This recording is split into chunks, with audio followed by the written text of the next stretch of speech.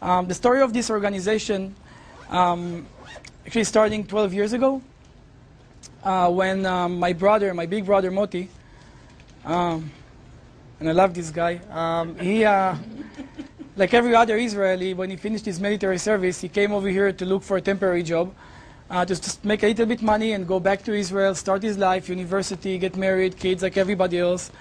And the reason why most of us looking for temporary job after the military is because military is mandatory. We don't make money in the military. We make maybe $40 for expenses, but I can tell you that it's a very nice experience to go to. As weird as it sounds, you get to know yourself, you know what your limits, what you're able to do, how far you can push yourself, and more important than everything else is what is the power of true friendship. What it means when you have a friend that you know that you can trust them with your life. And with this kind of culture and mentality, we go out to start our lives. And again, my brother came here. He was fortunate enough to find a position on an ice cream truck as a driver in Texas. And he started making money, actually more than the average ice cream driver. And he said, why should I go back? Maybe I can buy a truck. And he bought his own truck, and he said, I don't have to pay rent, so I can save more money. So he bought his truck, he made more money, but he bought another truck. So he started putting his plans to go back to Israel aside, and he started buying ice cream trucks. Me and my brother, we didn't get along as young kids. You always used to beat me as a big guy, and I was small. And my dad is, he was upset, of course, because of that, but he always wanted us to work together, so he would push us, and as he was pushing us more, it became more aggressive. When my brother came here and my dad was keep on pushing us to work together, he would call me every week and say, Isaac, let's do it for Dad, you know, he wants us to work together, let's do it, because you can come and work on an ice cream truck with me over here. Now, for me, with all due respect to his nice venture, I was in the military for 7 years, and I liked every moment of it. I had no intention to come over here, for sure. Not for an ice cream truck or not to work with my brother, but 3 years I didn't see my brother, and I said, okay, I have to put a stop to it, I have to go and visit him, spend some time with my brother, and just share with him that I signed up for 5 more years, and I did sign up for 5 more years. So I come over here. My brother didn't know anything about my plans. He thought I came to join the family business. As soon as I landed in Houston, Texas, he gave me a bag and a car, and he said, you have to drive all the way to Corpus Christi. You're working with an ice cream truck tomorrow morning. You're already scheduled for that. My driver is sick. You can't say no. I didn't know what to say. I was confused. The flight, I said, okay, I'm just going to help him until this driver is going to be back, and I'm going to talk to him. What happened is that for 3 weeks, only 3 weeks, that I'm working on an ice cream truck in Corpus Christi, my brother was already talking to my parents, and he's telling them, this is it. Me and Isaac are together, without my knowledge. My brother was so aggressive. He said, Dad, sell everything that you own. Come with Mom over here. Bring all of our brothers and sisters. We're going to have an empire. So my dad, of course, so excited for the first time, his kids working together. And for him, more than everything else, the family could be together for the first time. So he didn't even doubt it. He just sold everything that we owned, the house, the assets. I'm talking 3 weeks. And he just wired the money. I come back to Houston to talk to my brother about me going back, and that's what that's the reality that I was facing. Now, as funny as it sounds, for me it was devastating. I felt like that's it. I lost everything that I have in my life because I didn't have anything but my military position and that what I was trained to do. I didn't think I can do anything else. And I can tell you that nothing I did or my brother really prepared us for what was about to happen.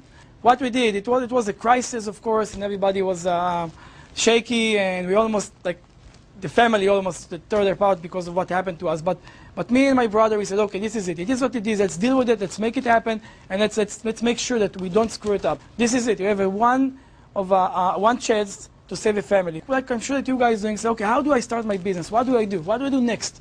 How can I really make it happen? So what we did, we said, okay, maybe we should call our friends, which is our biggest assets. You know, we service in the military together. We watch each other's back, and maybe that's who's going to help us. Responded to our call. It was a 911 call, and we didn't pay for their flights. We didn't do anything. We just jumped on the first plane to the U.S., and they showed up and said, guys, listen, we will help you because we know that one day when we're going to need you, you will do the same for us. So think about the situation. We have a family over there. We have 20 friends. We have a little bit of money that we got from my dad, and we have to start a business. So we said, okay, what can we do? We start looking at everything that exists out there, and we heard about these Israelis from New York doing kiosk operation. So we start looking at opportunities. To make a long story short, we found an helicopter. It's a toy for Christmas that you pull the string and it flies, and I'm sure that you guys seen it. It was 10 years ago. We bought with our dad's money 2 containers. We got the products. Luckily enough, we got the location, and then we start building the business. We opened 20 locations in 45 days of these helicopters. And with these 20 locations, in 3 months, we made over $1 million in profit. Wow. And I'm sure that you can see, you know how much our friends did. They did a lot of money. So we knew this is it. We got the money, we can move on, and we can do our business, thank our friends, and start our life. But what has happened, which we were not prepared for that, is that they called everybody they know in Israel, and they start talking about what they do, right? They were happy. We're helping our friends. It's a great business. It's a family culture. We eat Friday night dinners together. Everybody's happy. So in January, 120 Israelis from nowhere just showed up in Houston and said, we are here to work. So, and of course, you know, it was exciting, but we didn't plan it this way. So we said, okay, whatever, let's just do it for a while. It's a big opportunity. Let's take care of these people, and maybe we can do another run of a year. But we can't just do toys. And we come from Israel. We said, let's find something nice, something better that we can do with this opportunity. We need something unique, something that's going to sell by itself, a product that you demonstrate, and you don't have to do more than that. You demonstrate and you sell it. Do you understand and envision that? You walk in the shopping center. You see this obstacle, this enemy that calls the Israeli guy that's selling you a product, right? It's an enemy for you. And you look at the right, you see Apple Store. You look at the left, you see Louis Vuitton, Victoria's Secret. And then somebody comes to you and say, buy this product for $300. Do you think it's something that's easy to do? Do you think it's somebody say, oh yeah, why not? I'm going to buy it from you. Anyway, you're an obstacle, you're in my way, move aside. So we knew that this is a very harsh environment. What we had to do is to create a product that will overcome this entire problem.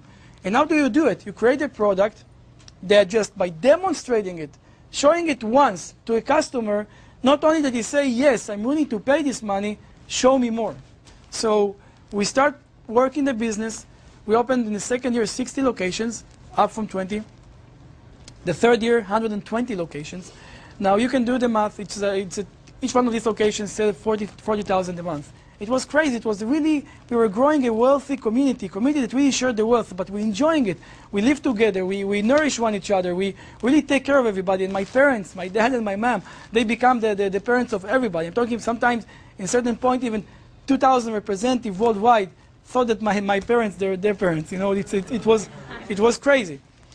So with this kind of mentality and success, by 2005, we felt that we're doing something unique. Okay, so except for everything I told you, we are the only skincare company in the world, skincare company, that's selling our products in a kiosk.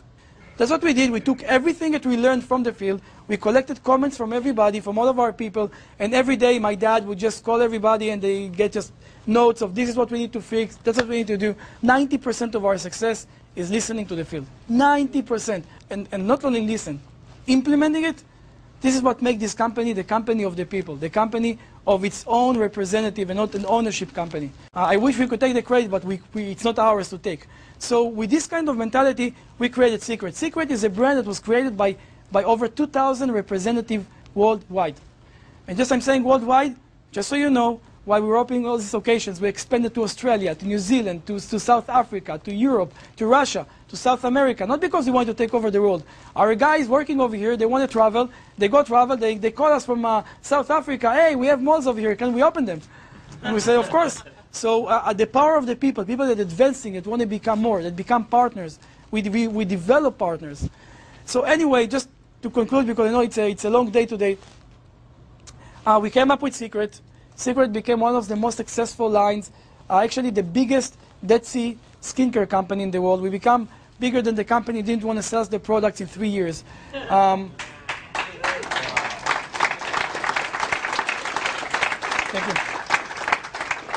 you. With over 700 locations, all of them are manned by friends, by our network. So building this empire with Seacret, the company was moving really fast into becoming a phenomenon in the industry. I'm not going to tell you about all the negotiation. They wanted to buy the company. We didn't want to sell our friendship and network. We couldn't, because you sell your family, what do you do next, right? So, so we managed to convince them to manufacture our products in Israel, in a facility that they own, one of the biggest and the best manufacturers in Europe and the Middle East. But not only that it's a good quality manufacturer, the biggest company in the world, they never manufacture a brand they don't own. We were the first company, and still the first and the only company that they manufacture for us. They don't own us.